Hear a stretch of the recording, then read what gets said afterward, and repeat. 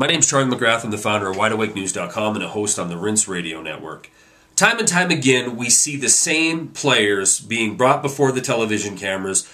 We hear the pundits in D.C. talking about how they should be ashamed of themselves, and then nothing happens. They walk scot-free. The too big to fails remain too big to fail. The promised solutions, the promise making them less systemic, falls apart because we know now that these same individuals are key in writing legislation that governs their industry, truly the industry that has representation in Washington, D.C. Isn't it ironic? On the same day that Corzine, former governor of New Jersey, former head of Goldman Sachs, former senator of New Jersey, the second time he's called before Congress to answer for what happened to hundreds of millions of dollars of MF Global's customers' money that was not supposed to be commingled and not supposed to be used in risky gambles with Italian debt. He's called there again to talk about it, and he gives the same old excuse. Well, I didn't know. I didn't know what was supposed to happen. I only knew what was I read. I never directed anybody to do anything illegal.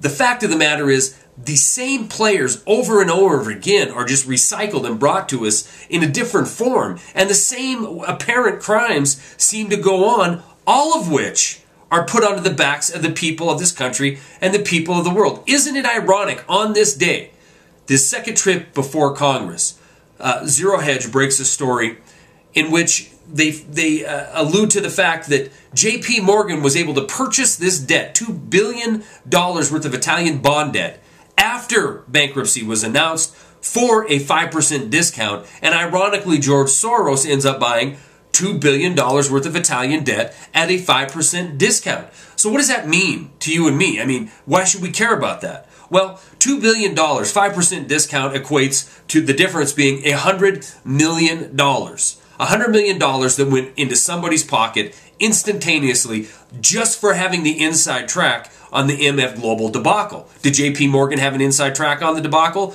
Well, they were a lender of MF Global. They certainly were able to attain this debt at a discounted rate, and so George Soros attained it at a discounted rate, putting $100 million into his pocket. Now, what did the people like Warren Pollock, the people like Gerald Celente, who had accounts that they thought were safe, that they thought were going to be handled by the rules that self-govern this industry, and that wasn't going to be commingled and used as a risky venture? Well, they're getting about a 20% haircut on their money, not their investment, on their money that was sitting in accounts that should be theirs. Well, what does that equate to? If we look at the original announcement of $600 million missing, we find that the 20% of $600 million is about $120 million. So, ironically, we have J.P. Morgan, George Soros, able to make this a miraculous $100 million profit in a very short period of time, and the holders of that money, the holders of these accounts, their money evaporating to the tune of $120 million. Now, that's using the figure of $600 million that they first initially put out. We don't know, and probably never will know. The fact of the matter is the game continues. It continues.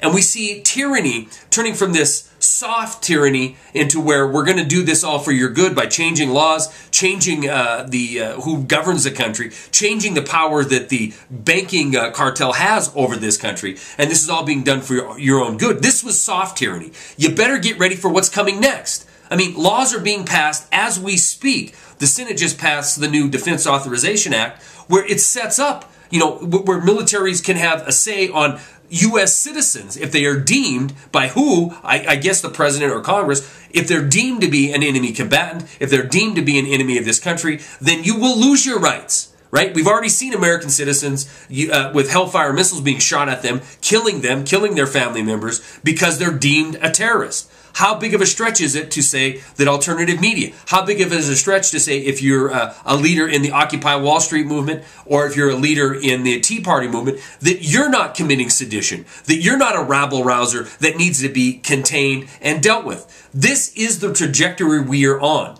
For the people who've asked me, especially in the last year or so, When is this so-called collapse going to occur? You better open your eyes because time is rapidly running out. It isn't just happening here in this country. We see the same thing happening in Europe. Their laws are being geared in order to turn the guns from outward to inwards on the people who speak out against this totalitarian control. This bankster takeover is nearly complete. We almost saw it happen in Europe last weekend with the near adoption of this treaty creating the ESM, which was going to give ultimate power to a group of banksters on what the Europeans could do with their financial future.